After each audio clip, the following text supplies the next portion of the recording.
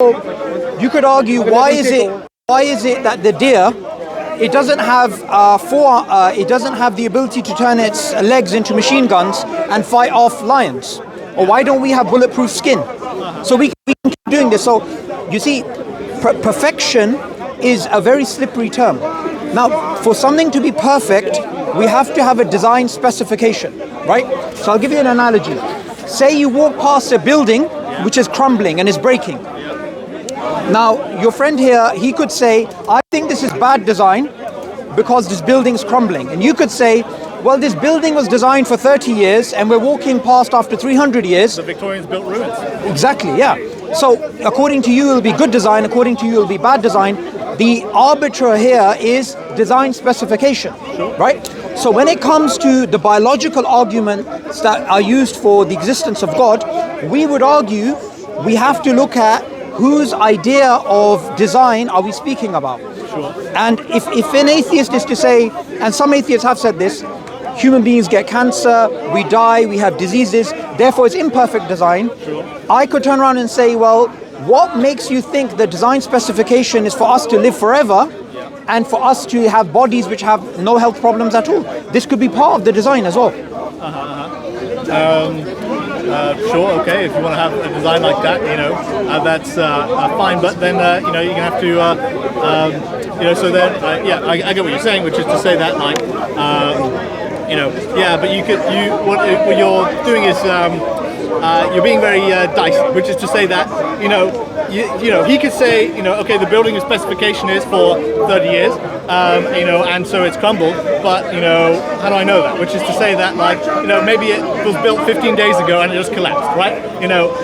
The fact that you've got a collapsed building, is not evidence of, like, good design. When some guy says that building's collapsed and that means it's a shit design, right? Or at least it could be better, if it didn't collapse after 30 years, then, that's not saying, well, it's actually fine, no matter what happens. You can point to anything and say that was the design. Yeah. Because we're not in the position of the designer, presumably. That's my argument, yeah. So my point is not to say that a person can outright make it ad hoc justification and leave it there. One person can say bad design, one person can say good design, but we both agree there is design. That's the point that we agree about. The point where we disagree is, what is the design specification?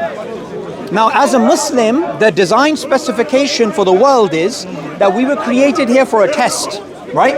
So God gives us health, but God also gives us the ability as human beings to decay, to have problems. For example, if you look at an average human being, we go through cycles. Everybody gets sick, everybody gets healthy. Okay, just quickly, I think you presume something in an answer, which I didn't say, which is to say that, sure. There might be, so again, you're talking about intelligent design, right? And you can have elements of design which are, not intelligent, which is what I'm saying, which is one of the things about, natural selection, which is to say you have, a design which is to say an architecture, which has come about and has, a number of features, and you could say that's a design. You could say good, bad, architecture, and I was using design, loosely in that sense. Yep. Well, I haven't. I'll just make it clear. I haven't presumed that there was a design as in some guy at some point wrote it up in his blueprints and then made it. So, that's what Suboor was saying, that what you might consider as non-intelligent sure. might be there by design. You could imagine. So for example, when you cut your finger or something, it registers a pain. Sure. Okay, so maybe you might say, oh, why did God not design a body which doesn't register pain? Sure. But maybe that was by design so that you can stop the bleeding. Maybe it's an area where you can't see and you got a cut. But when you have pain, immediately. Sure. I totally get what you're saying. Yeah. What I'm saying is that, I didn't want you to march on too.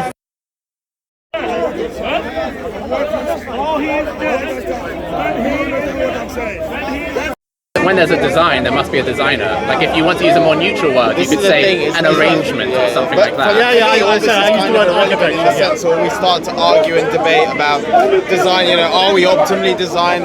I've heard all these arguments before. Before, I would try and make that debate, but actually that's not what we're discussing really.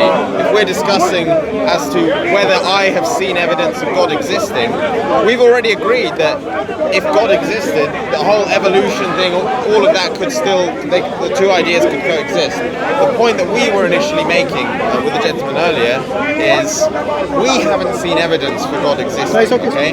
So we need to discuss that point. Okay, yeah. And then before we start, because for me it's, every time I'm at Speaker's Corner, always there's the debate of like, well, design, there must be a design, blah, blah, blah. To me it's irrelevant until I've been shown evidence that God actually exists. So when you say evidence, are you looking for empirical evidence? What sort of evidence are you looking for? Well, maybe something that you can somehow measure. For example, we can't see Wi-Fi. Okay, yeah. So we can't, Measure empirically? Okay, so let me explain. Okay, so for example, it doesn't have to be something we can see or touch because Wi-Fi you can't see and touch. Okay? No, but you can measure it. See you can measure it, right? Even if you don't measure Wi-Fi, you can get your phone, take a picture, send it to somebody, over here. No, you're talking about wireless. You're talking about So and then you could say, okay, well. But all those can be measured. Something like, that's what I'm saying. And all of that, what you're looking for is empirical evidence. No, I'm not necessarily. What other form of evidence would you accept? No, I'm just explaining that it doesn't even have to go that far. Okay. Like, for example, with Wi-Fi, right? I don't know how to empirically take something and measure Wi-Fi, right? I just see a device which tells me that. So you're saying that device is your. That device which you're able to see the Wi-Fi connection is. But you can't measure. So it's for example, like dark matter, we can't see it, but we see the effects of it. Right. So that's how some scientists say, okay, dark matter is something that cannot be observed, it cannot be seen, it cannot be touched, but we see the effects of it. So I think the consciousness was a good example. I think that's a good place because the thing is, what you're saying is a lot of atheists will come and say, no, I want to see God, and we see that a bit arrogant. But you're saying, if you can show me, for example, some kind of evidence to that, some kind of evidence, I think it's in a good place. So what you said earlier, I actually agree with, but there's one part I disagree with, which is that what we would say is when you talk about evidence, we would use design as evidence for God, and we would use biological design as evidence for God. I think what you were saying is by using the word design, it's like design means that it's gone through a process of creation and whatever, okay? I don't see design, I see function. For example, you're talking about the deer, whatever. I see a deer functions in a certain way, right? I don't see any design necessarily, right? Whatever, I don't know. Forget the word design. Okay, all I see is functions. The first thing that I think we should try and agree about, the word design is inescapable even if you're a materialistic atheist. Because when we're speaking about biological evolution, we're talking about functionality like you pointed out, and for functionality to even make sense, we have to talk about why that thing does what it does. So design, even when it comes to the Dawkinites of the world, or even when it comes to people who are intelligent design proponents, both agree there is design. Okay. The disagreement is the Darwinists would say it's an illusion of design, and the intelligent design proponents would say it is design. So we can agree design is there. Maybe it's because we are trying to comprehend certain things through how we see the world. So for example, when we see an object, the object is usually designed from nothing straight away to something, right? So you see a phone, people like to use the phone example, right? When you design a phone, you start with a blank sheet of paper, then you say, okay, whatever, we're going to do this specification, whatever, right? But what if the way that it works is actually slow, intricate building on tiny little aspects, and then because that takes so long or whatever, it's actually difficult for us to comprehend that this just creates a certain function.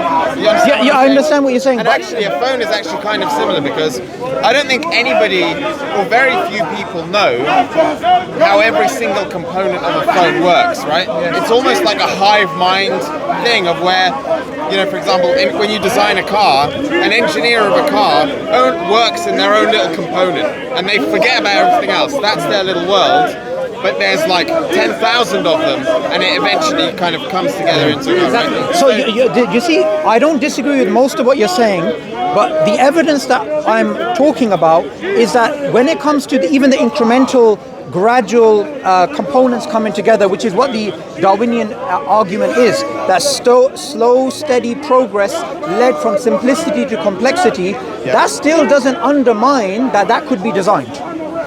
I mean, yeah. So if you, again, the bottom line is, so I'm saying to you, okay, what's the evidence of gods, right? You're saying to me design, correct? So, one of them. One of them. Yeah, Okay. one of them. So my evidence. So I'm just to clarify. I'm asking. Give me a reason why God exists. You say. After you finish, it's say, okay if I can. Yeah, sure. It's You okay. say because certain things work in a certain way, right? No, And why- you get us to why- agree that it's not theoretically impossible that a god could have designed it, and then what happens? No, it's not that. It's not that. So when it comes to God's existence, we don't just use one argument. Of course. We use multiple arguments. So we use like the design argument, contingency argument, consciousness argument, the argument from religious experience, moral argument. You have different arguments. But the point I was making is what you said earlier about evidence. We would say biological world is a signpost to the divine. Whether someone accepts particular evolutionary models or they do not, design is inescapable. Now the question really is what I said earlier. Is it the case that the Darwinists are correct that there's an illusion of design, or is it the case that intelligent design proponents are correct that design means design? And that's the real discussion and debate. Can I give you an example? So it's okay. Yeah, sure. So I think the whole argument of design is innate. Hey, how you doing? How's the wedding? Good. So the whole argument of design is innate. So you gave the example of the phone, yeah? I think we can kill two birds with one stone, because we talked about, for example, bad design and good design, yeah? If we opened up the iPhone and we saw arguments saying, we saw something that looks very strange to us.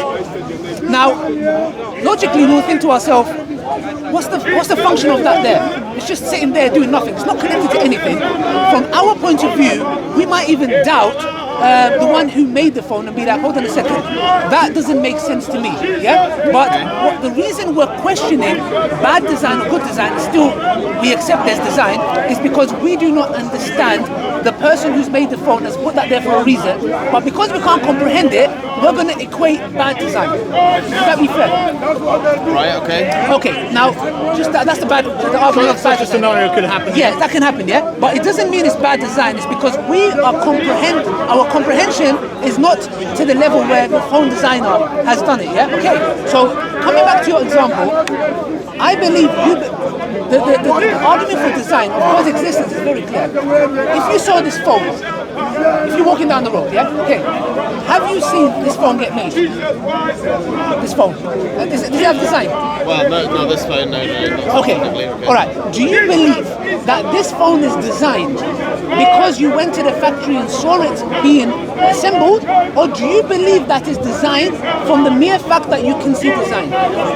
I believe that phone is designed because, for example, in my personal experience, I know people who work in the same industry where they design objects, right? So if I see a phone, I'm combining loads of different bits of information in my head where, for example, I see, okay, that is plastic, right? Generally in my life experience, I don't see plastic just in nature, right? Then I see that is glass, okay? I generally don't see glass in nature. I also know in my life experience that people design objects, right? Because I've seen it happen, physically seen it, okay?